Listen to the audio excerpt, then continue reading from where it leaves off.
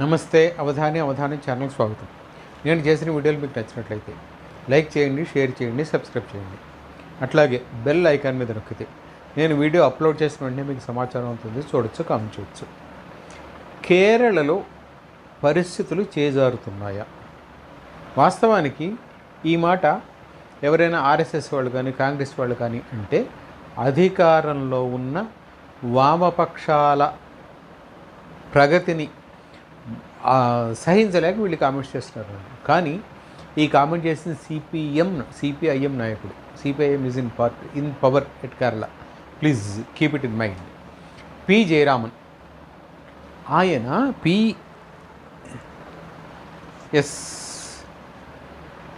Jayarajan, sorry not P Jayaraman, P Jayarajan. ఆయన కేరళలో CPM party నాయకుడు, సీనియర్ నాయకుడు. ఆయన ఒక పుస్తకం రాశాడు, Kerala politics, Muslim politics and political Islam. Kerala Muslim politics and political Islam. దీని మీద ఆయన ఈ పేరుతో ఆయన పుస్తకం రాశాడు.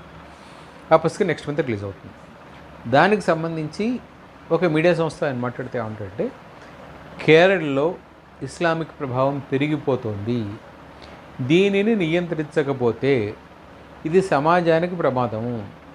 కొద్దిమంది యువత, చాలా తక్కువ సంఖ్యలోనే ఆయన చెప్పుకొచ్చాడు, కొద్దిమంది యువత, నెంబర్ చెప్పలేదు కానీ తక్కువ సంఖ్యలో యువత ఇస్లామిక్ స్టేట్లో చేరారు.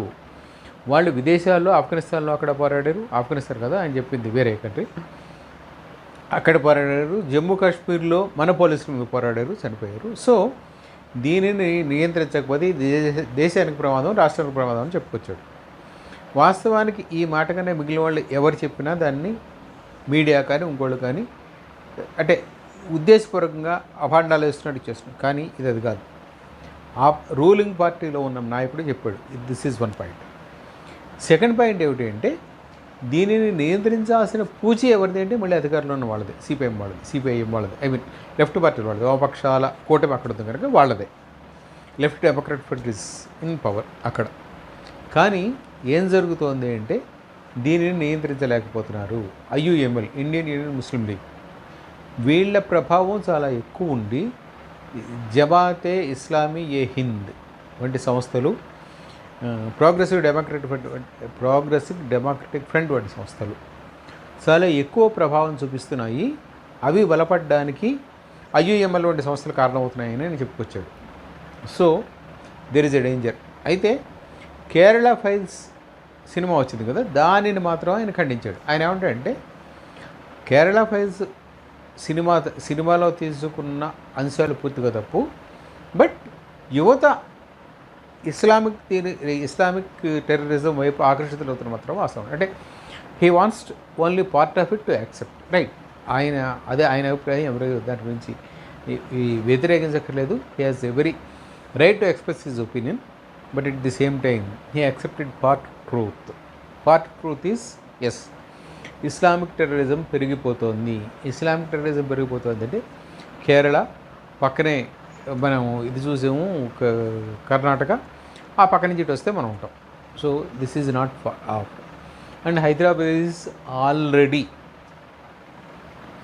In the scanner of different investigation agencies. మొన్న ఈ మధ్య మనం ఒక కాలేజీలో ఫ్యాకల్టీగా పనిచేస్తున్న ఒక ఆయన ఎవరికో ఒక టెర్రరిస్ట్కి ఇది ఇచ్చాడు, ఆశ్రయం ఇచ్చాడు అని విన్నాం. So there are so many things that are coming up in bad position. ఖచ్చితంగా వీటి మీద ఎప్పుడైనా ఏ రాష్ట్ర ప్రభుత్వం దృష్టి సారించాల్సిందే. కేరళలో పరిస్థితి తెలంగాణలో తలెత్తకుండా చూసుకోవాల్సిన పూచి మనదే. And we know it is ఎక్కడ ఏ ప్రాంతం వారికి ఆశ్రయాలు ఇస్తున్నారు ఏమిటి అనేది.